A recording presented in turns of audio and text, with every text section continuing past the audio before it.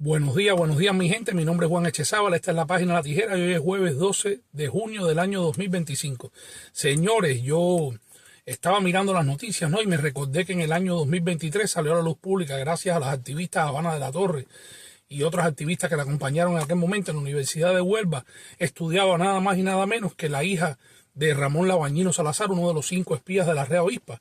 Entonces esta muchachita, Lisbeth Salazar Palmero, tenía todos los lujos, andaba en un Mercedes-Benz con un chofer escolta, tenía desayuno, almuerzo y cena dentro de la universidad, le pagaban un buen apartamento, tenía todas las facilidades, incluso llegó a subir muchísimo de peso porque tenía una vida social, sobre todo alimenticia, ¿no? Muy desmedida, en McDonald's, en todos los restaurantes y en todos los lugares de comida rápida en la ciudad de Huelva.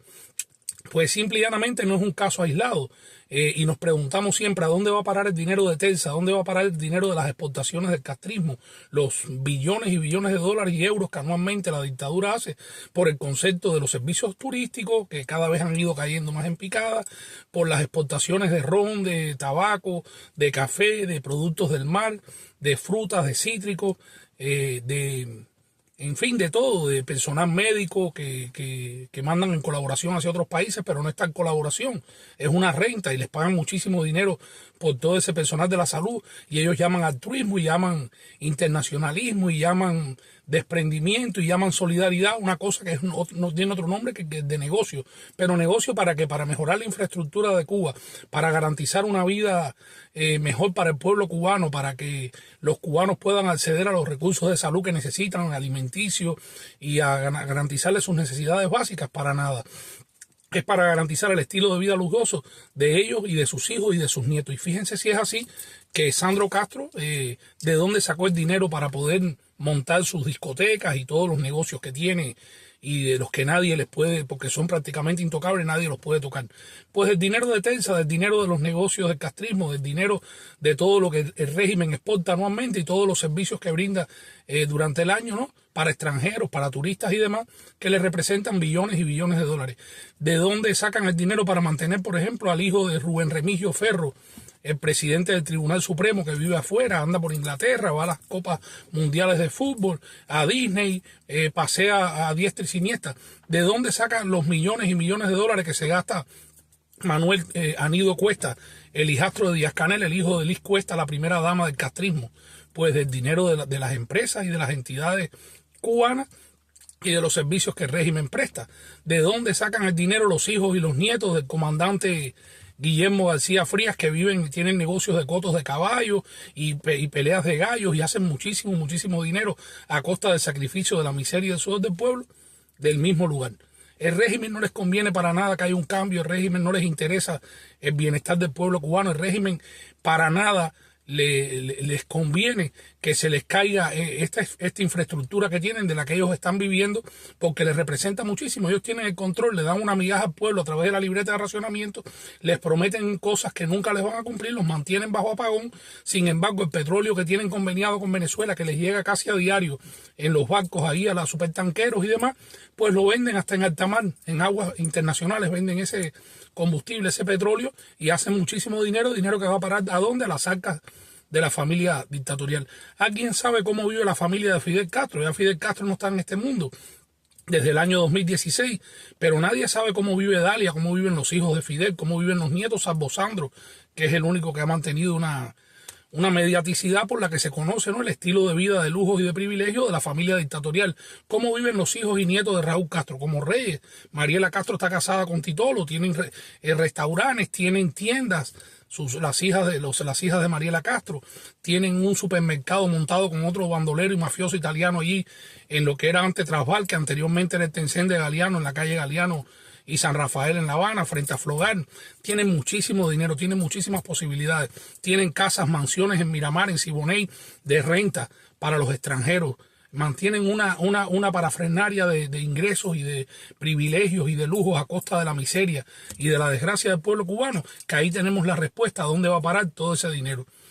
Manuel Marrero Cruz, uno de los tipos más ricos de Cuba, el primer ministro del castrismo, es otro intocable más de la dictadura. Tienen comprado todo aquello allí, Jibara, todo lo que es la ciudad de Holguín, la plaza de la Marqueta, entre él, su hermana Tamara Marrero y Liz Cuesta Peraza tienen ahí un entramado de negocios y tienen una cantidad de cómplices en la ciudad de Holguín, que por eso es que Holguín es una de las ciudades donde hay más ciberclaria y donde más atacan a las páginas que denunciamos diariamente los crímenes del castrismo, los privilegios de la casta que está en el poder, y a dónde va a parar finalmente todos los millones y millones de dólares que debieran destinarse a mejorar las condiciones del pueblo cubano. Deberían destinarse para arreglar la infraestructura de carretera, la infraestructura hidráulica, el servicio electroenergético que está totalmente devastado.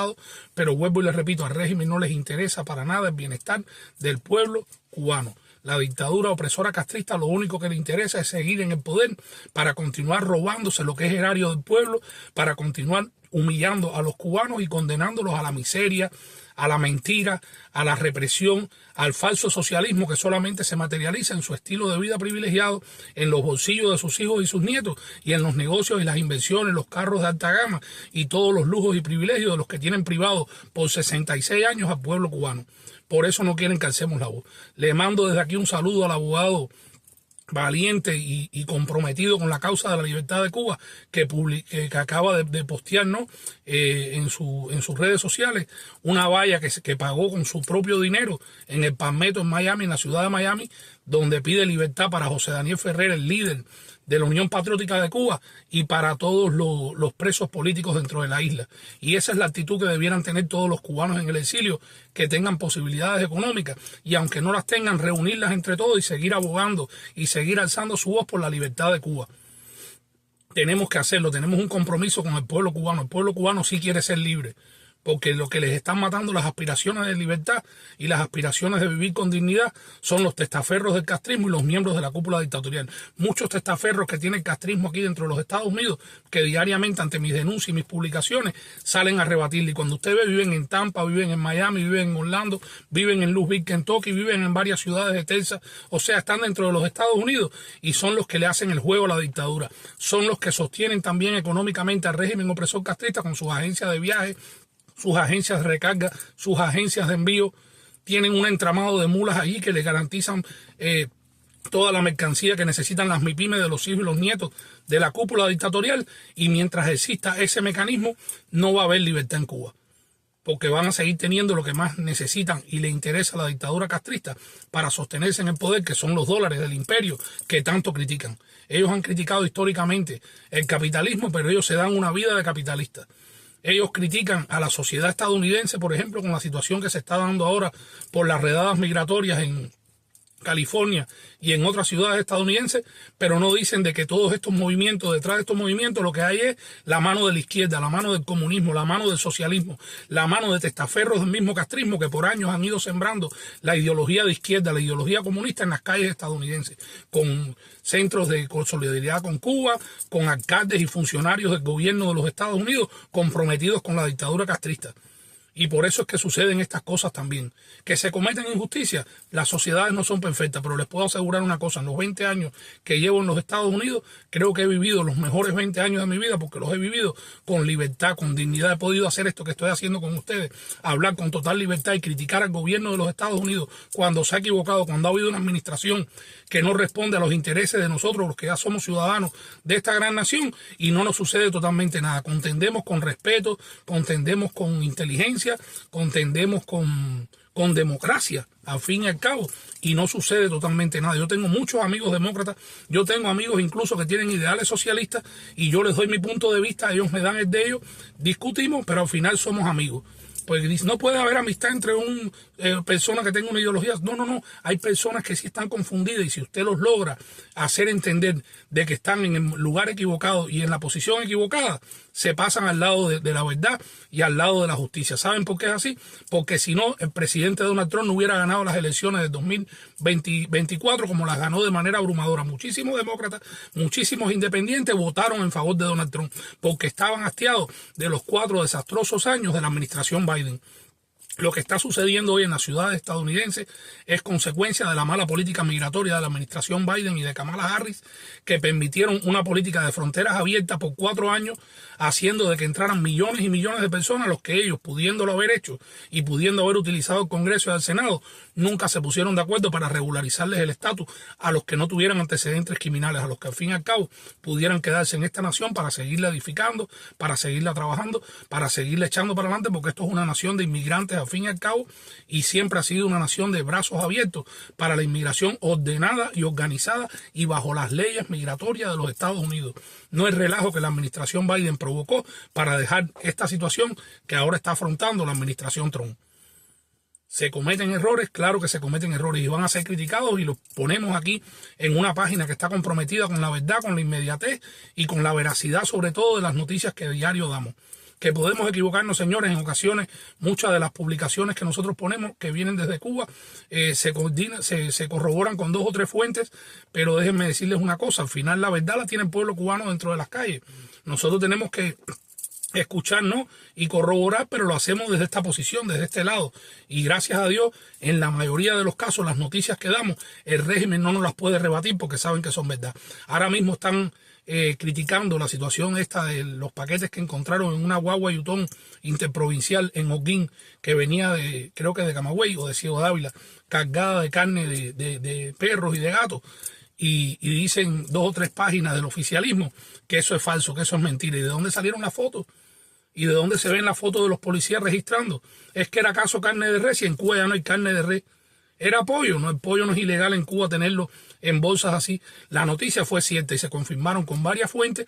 Lo que pasa es que el régimen siempre va a tratar de tergiversar la verdad y de esconderla. Por eso estamos aquí en páginas como La Tijera, para hacerles llegar la realidad de lo que sucede en Cuba y en el resto del mundo, y hacerlo con la veracidad y la inmediatez que gracias a ustedes siempre nos van a caracterizar.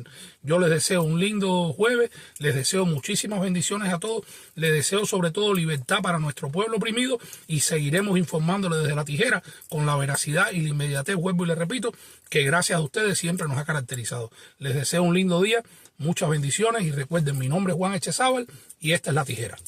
Bendiciones.